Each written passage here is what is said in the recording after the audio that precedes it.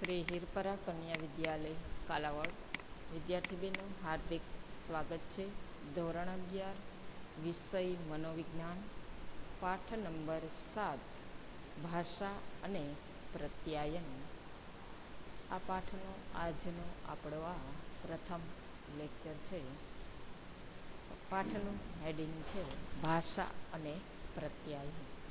રોજબરોજના જીવનની અંદર આપણે જે કંઈ બોલીએ છીએ તે શું છે? ભાષા, કે જેના દ્વારા આપણે આપણી લાગણી, વિચારો, અનુભવો ને અન્ય વ્યક્તિ સુધી પહોંચાડીએ છીએ અને આપણે વ્યક્ત કરીએ છીએ. પ્રથમ એકાક્ષરી શબ્દ બોલવાથી બાલ્યાવસ્થાની અંદર ભાષાની શરૂઆત થાય છે. તો બોલવું, લખવું અને સમજ પ્રાપ્ત કરવી, આ આપણે જીવંત પર્યંત આપણે એનો ઉપયોગ કરીએ છીએ. માટે મનોવૈજ્ઞાનિકોએ ભાષા અને તેનો વિકાસ કઈ રીતે થયો છે તેને સમજવાનો પ્રયત્ન આ પાઠની અંદર કરેલો છે. સાથે સાથે આપણા માટે શબ્દ છે પ્રત્યાયન, કે જેને કમ્યુનિકેશન કહેવામાં આવે છે. એક વ્યક્તિ પાસે રહેલા વિચારો, લાગણીઓ કે ભાવોને અન્ય વ્યક્તિ સુધી પહોંચાડવા, જેને પ્રત્યાયન કહીએ છીએ. તો પ્રત્યાયનમાં ભાષાનું ખૂબ જ મહત્ત્વ છે. બીજી વ્યક્તિ સાથે કેવી રીતે, કઈ રીતે, કેવા સંકેતોમાં, કેવા ઈશારાઓ સાથે વાતચીત કરવી, કે એમાં ભાષા ખૂબ અગત્યનો ફાળો ભજવે છે. તો આપણે આ પાઠની અંદર ભાષાની વ્યાખ્યા અને ભાષાના લક્ષણો વિશે સમજ મેળવીશું. તો સામાન્ય રીતે આપણે ભાષાની અભિવ્યક્તિ કરીએ છીએ, એટલે કે બોલીએ છીએ. તો એ ભાષાની અભિવ્યક્તિ આપણે કઈ રીતે કરીએ છીએ? બોલીને, લખીને, સંકેતો કે ઈશારાના હાવભાવ દ્વારા આપણે એકબીજા સાથે જે કોઈને કોઈ માધ્યમથી જે પ્રત્યાયન કરીએ છીએ, એટલે કે આપણી પાસે રહેલી વાતને અન્ય સુધી પહોંચાડીએ છીએ, ત્યારે તેમાં ભાષાનો મહત્ત્વનો ફાળો છે. બે મનોવૈજ્ઞાનિકોએ ભાષાની વ્યાખ્યા આપેલી છે. NCERTના અભ્યાસક્રમ મુજબ 2006માં આપેલી વ્યાખ્યા અને સેન્ટ્રોક નામના મનોવૈજ્ઞાનિકે 2005માં આપેલી વ્યાખ્યા. કે ભાષા એ શું છે? તો કે જે આપણે મૌખિક, લેખિત અને સંકેતો દ્વારા કોઈને કોઈ પ્રતીકો દ્વારા અન્ય વ્યક્તિ સુધી જે પ્રત્યાયન કરીએ છીએ, એટલે કે એક વ્યક્તિ પાસે રહેલા વિચારોને અન્ય વ્યક્તિ સુધી આપણે પહોંચાડીએ છીએ, તેમાં જે શબ્દોનો આપણે ઉપયોગ કરીએ છીએ તે ભાષા છે. એટલે કે પ્રતીકોના તંત્રના આધારે મૌખિક, લેખિત કે સંકેતોમાં રચાયેલું પ્રત્યાયનનું સ્વરૂપ, જેને ભાષા કહેવામાં આવે છે. અથવા NCERTના નિયમ પ્રમાણે ભાષા એ શું છે? ભાષાની અંદર આપણે વ્યાકરણના નિયમોનો ઉપયોગ કરી અને ભાષા બોલીએ છીએ, જેમાં કર્તા, કર્મણી, ક્રિયાપદ, વિશેષણ, સંયોજક, શબ્દ સમૂહ જેવા અન્ય શબ્દોનો ઉપયોગ કરી અને આપણે ભાષા બોલીએ છીએ. માટે અમુક નિયમો દ્વારા સંગઠિત પ્રતીકોનું એક તંત્ર છે કે જેનો ઉપયોગ આપણે એકબીજા સાથે પ્રત્યાયન કરવામાં કરીએ છીએ. હવે જોઈએ આપણે ભાષાના લક્ષણો. તો ભાષાની અંદર મૂળભૂત 3 લક્ષણો છે. વિદ્યાર્થી બહેનો, આજે આપણે ટોપિક ભણી રહ્યા છીએ ભાષા અને પ્રત્યાયનની અંદર કોવિડ-19ની પરિસ્થિતિના કારણે પાઠ નંબર જે 7 છે તેમાંથી અભ્યાસક્રમમાંથી ચાલુ વર્ષ માટે આ 3 મુદ્દા રદ કરેલા છે. ભાષાની વ્યાખ્યા આપણે જોઈ સમજાતે, તેમના લક્ષણો અને ભાષાના વિવિધ પાસાઓ. ભલે આપણને પરીક્ષાની અંદર પૂછાવાના નથી, પરંતુ અભ્યાસક્રમની અંદર જે મુદ્દાઓ સમાવિષ્ટ છે તેની આપણે સમજ મેળવીશું, કે જે નિયમોનો ઉપયોગ કરી અને અન્ય વ્યક્તિ સુધી આપણે જે પ્રત્યાયન કરીએ છીએ એમાં વપરાતા શબ્દો કે જેને આપણે ભાષા કહીએ છીએ. આ ભાષાના મૂળભૂત 3 લક્ષણો આપેલા છે. પ્રતીકોની ઉપસ્થિતિ, કે જે કાંઈ આપણે બોલીએ છીએ તેમાં કોઈને કોઈ પ્રતીકોનો આપણે ઉપયોગ કરીએ છીએ. બીજું છે નિયમોનો સમૂહ. આપણે જોયું કે વ્યાકરણના નિયમોને ધ્યાનમાં રાખી અને આપણે ભાષા બોલીએ છીએ. બે શબ્દોને જોડીને બનતો શબ્દ કે જે શબ્દ સમૂહ. તો આવા શબ્દોનો ઉપયોગ કરી અને આપણે ભાષા બોલીએ છીએ. અને ભાષાનું ત્રીજું અગત્યનું લક્ષણ છે પ્રત્યાયન, કે જેમાં આપણે જેનો ઉપયોગ કરવાનો હોય, જે શબ્દ બોલવાનો છે, જેના વિશે આપણે અન્ય વ્યક્તિ સાથે વાતચીત કરવાની છે, સંદેશા વહન કરવાનું છે, જે લખીને પણ કરી શકીએ છીએ, બોલીને પણ કરી શકીએ છીએ અને હાવભાવ દ્વારા પણ કરી શકીએ છીએ.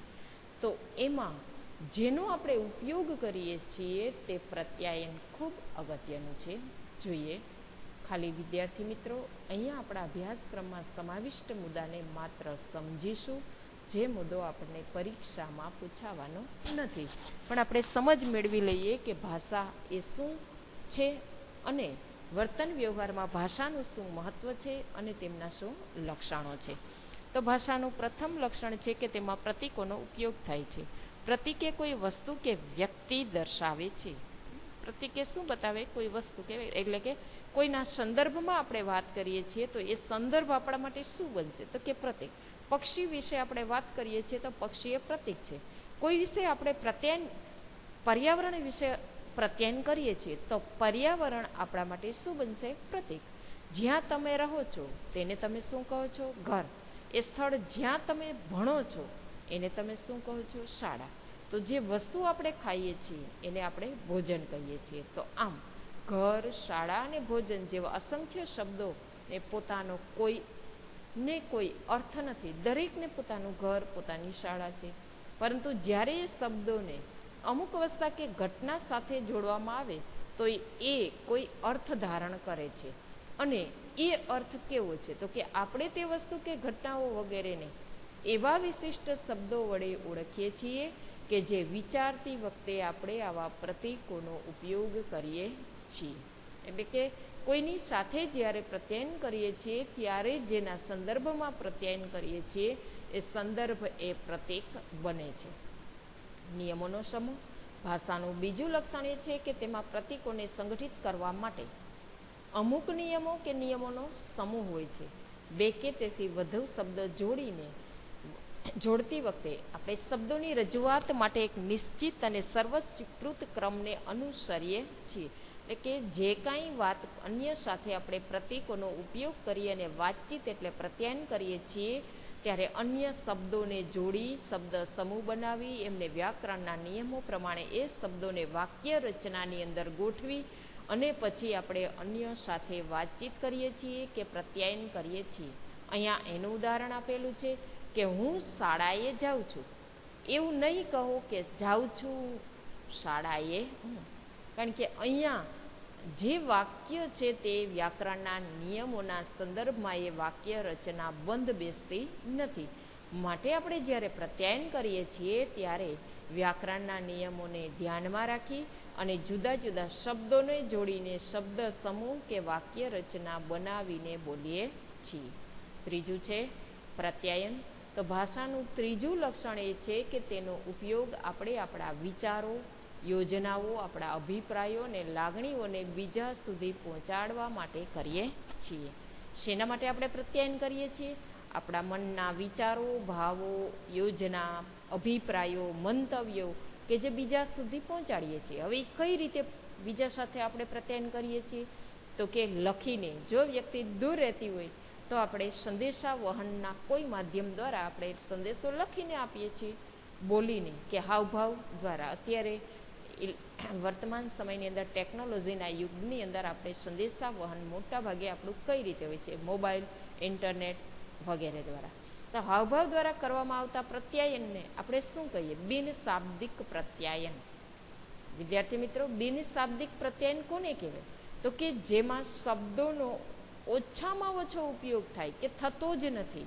એટલે કે હાવભાવ દ્વારા જે પ્રત્યાયન થાય એને બિનશાબ્દિક પ્રત્યાયન કહેવાય. જેમ કે તમે પરીક્ષા સમયે પરીક્ષા ખંડની અંદર કોઈ વ્યક્તિ સાથે પ્રશ્ન પૂછો છો અથવા તો તેને જવાબ કહો છો, એ સમયે જે તમે પ્રત્યાયન કરો છો એ કેવું છે? બિનશાબ્દિક પ્રત્યાયન. તમે હાવભાવ અને ઈશારા દ્વારા કરશો. હાથ આંગળી આમ કરશો, પછી એમાં પહેલા પ્રશ્નમાં બીજો જવાબ આવે, એ રીતે જે તમે હાવભાવ બતાવો છો એને કેવું પ્રત્યાયન કહેવાય? તો કે બિનશાબ્દિક પ્રત્યાયન છે. તો બહેરા મૂંગા બાળકો શારીરિક સંકેતો કે હાવભાવ દ્વારા પ્રત્યાયન કરે છે. બહેરા મૂંગા બાળકો કે જેમને ભાષા એ વ્યક્ત કરી શકતા નથી, એ પોતાના મનના વિચારોને, મનના ભાવોને, મનના મંતવ્યોને, લાગણીઓને, અભિપ્રાયોને અન્ય વ્યક્તિ સુધી પહોંચાડવા માટે કેવા પ્રત્યાયનનો ઉપયોગ કરે છે? તો કે બિન શાબ્દિક પ્રત્યાયનનો એ ઉપયોગ કરે છે. માટે ભાષા એ ભાષાનું એક સ્વરૂપ છે શારીરિક સંકેતની ભાષા, જેમનું બીજું નામ છે શારીરિક સંકેતની ભાષા, કે જે પોતાના શરીરના અવયવોના હાવભાવ દ્વારા પોતાના મનમાં રહેલી વાતને અન્ય વ્યક્તિ સુધી પહોંચાડવાનો પ્રયત્ન કરે છે. તો વિદ્યાર્થી બહેનો, આપણે આજના લેક્ચરની અંદર ભાષાની વ્યાખ્યા જોઈ કે પ્રતીકોના તંત્રોના આધારે મૌખિક, લેખિત કે સંકેતોમાં રચાયેલું પ્રત્યાયનનું સ્વરૂપ, જેને ભાષા કહેવામાં આવે છે, અથવા અન્ય વ્યક્તિ સુધી પ્રત્યાયન કરવા માટે જે નિયમોનો ઉપયોગ કરી અને જે શબ્દો બોલીએ છીએ તે ભાષા. ભાષાના આપણે 3 લક્ષણો જોયા: પ્રતીકોની ઉપસ્થિતિ, નિયમોનો સમૂહ અને પ્રત્યાયન. આગલા લેક્ચરની અંદર આપણે ભાષાના વિવિધ પાસાઓ, એટલે કે એમની અનેક કક્ષાઓ છે, જે ભાષા આપણે બોલીએ છીએ તેમાં આપણે વ્યાકરણના નિયમોનો જે ઉપયોગ કરી અને ભાષા ઉચ્ચારીએ છીએ તે આપણને સામાજિક વ્યવહાર અને વર્તન કરવામાં કઈ રીતે ઉપયોગી બને છે તેની સમજ મેળવીશું. અસ્તુ.